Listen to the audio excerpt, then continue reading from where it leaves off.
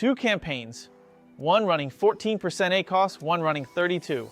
Which seller is making more money? You picked. You probably picked wrong, and the entire PPC industry might have been giving you the wrong answer for years. Hi, my name is Mike Din, Non-Din's AI avatar. Non and the Seller Labs team have written the script for this video. We've sold over $80 million on Amazon since 2012, and our platform downloads over 50,000 Amazon reports every single day. We're your guide to the AI revolution in e-commerce. If you like this, click like and subscribe so you don't fall behind while your competitors figure this out first. A customer asked us this question recently. He has 14% ACoS in Germany, and he honestly does not know if that's good or bad. He's been running PPC for years. He has good margins. He couldn't answer it because nobody had ever walked him through the math that actually answers it. Lower ACoS isn't winning. Lower ACoS is one of the most over-optimized metrics in Amazon advertising, and the brands beating you in the buy box already know it. Here's what the data actually shows. Amazon's own advertising guide is direct about this. There isn't a definitive number for a good Amazon ACoS. Amazon explicitly does not recommend a target. Anywhere. Industry leaders, running large Amazon agencies, and the most listened to seller podcasts have been writing the same thing for years. Profitability is the metric that matters. ACoS is one of many factors. Just because it's important doesn't make it the most important. One of those leaders publicly accepts running 50% ACoS on a single subscription product because the subscribe and save program offsets the cost, while running 20% on his others. The framework isn't a number target, it's a process. The right ACoS depends on each product's margin, its lifecycle stage, and its revenue trajectory. Every PPC course you ever bought taught you the opposite. Every dashboard you check colors low numbers green and high numbers red. Every agency pitches lowering your ACoS as their differentiation. The whole industry is downstream of one assumption that the people running the biggest accounts don't share. Lower is always better. It isn't. The number that actually matters is your break-even ACoS, and it's already sitting on a spreadsheet you have because it equals your gross profit margin. Here's the formula. Take your sale price, subtract Amazon fees, subtract cost of goods, subtract your variable costs. What's left is your profit. Divide that profit by your sale price.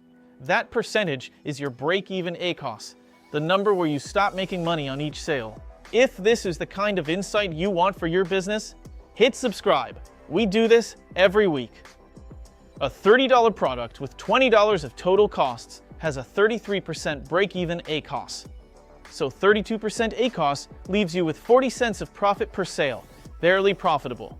50% loses you $5 on every order. 14% leaves 19 percentage points of headroom on every sale. That's an extra $5.40 of bid room per order. Room to bid more aggressively, capture clicks you're currently losing to a competitor, and grow revenue without losing margin. That's not opinion. That's straight from Amazon's own advertising guide. Your ACoS needs to be lower than your profit margin. Anything tighter than that is leaving room on the table. One more thing about international marketplaces. Your break-even ACoS, your margin, stays the same per SKU regardless of which Amazon you're selling on. But the bid required to hit any given ACoS varies by marketplace. Amazon.de, Amazon.com, Amazon.co.uk all have separate ad auctions with different competitors. So a 14% ACoS in Germany might be a steal that you couldn't replicate in the US even if you wanted to. Sellers running a single account-level ACoS target inherited from a course are guaranteed to be underbidding on their high-margin products and overbidding on their low-margin ones at the same time. A 30-product portfolio in Seller Central has 30 different break-even points. Here is the diagnostic any Amazon seller can run for their own business. In 20 minutes if you do it manually, in 2 if you've connected Claude to your account. If you're already running Claude with an MCP that touches your Amazon account, Claude can pull your sale prices and fees automatically. Drop your COGS spreadsheet into the same session. Claude calculates the break-even ACoS for every SKU at once and compares it to your current ACoS. The output is a sortable list. Which products are underspending, which are overspending, in a single answer. If you don't have that connection yet, export 2 files from Seller Central: the Business Reports Sales by SKU file and the Advertising Reports Sponsored Products Search Term file, plus your COBS by SKU. Drop all 3 into a Claude session and ask Claude 3 questions. 1. Where does my current ACoS sit relative to my break-even by SKU? 2. Is my TACoS, total advertising cost of sales, ad spend divided by total revenue including organic, staying flat or trending up? Flat means my ad spend is growing the brand. Trending up means my ads are cannibalizing organic, and I'm paying for buyers who would have found me anyway. 3. What lifecycle stage is each product in? Launch SKUs need higher ACoS tolerance to build rank. Mature SKUs need defensive bids on branded keywords. Decline SKUs need a ruthless cut. Now the part nobody talks about.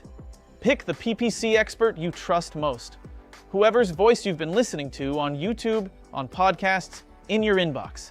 Have Claude, with the Playwright tool, go watch their videos, read their blog posts, scrape their LinkedIn, extract their specific methodology, then have Claude apply that methodology to your account, using your data. You're not just getting an ACoS audit. You're getting an audit through the lens of the advisor you already trust, applied to your specific spreadsheet in one session. Here's what that diagnostic will surface in the next 20 minutes. You'll find 3 to 5 products where your current ACoS is sitting 15 to 20 points below your break-even, meaning you have headroom to bid harder, capture clicks you're currently losing, and grow revenue without losing margin. Underfunded high-margin SKUs are the most common pattern. You'll find 1 or 2 products where your ACoS is creeping above your break-even, silently bleeding profit, often on large SKUs that should have moved to defensive bidding by now. You'll find that your TACoS direction tells a story your ACoS hides. A flat ACoS with rising TACoS means your ad spend is replacing organic sales rather than adding to them. That's invisible if you're only looking at ACoS. You'll find that the right answer for any account is rarely lower the ACoS. It's where exactly is each SKU on its own break-even curve, and which way should the bid move? The PPC question even experts can't answer for you. Claude can. Pick 1 SKU tonight. Run the 3 questions. Find your one finding, the one product with headroom to bid more, or the one product quietly bleeding margin. Drop what you find in the comments. See you in the next one.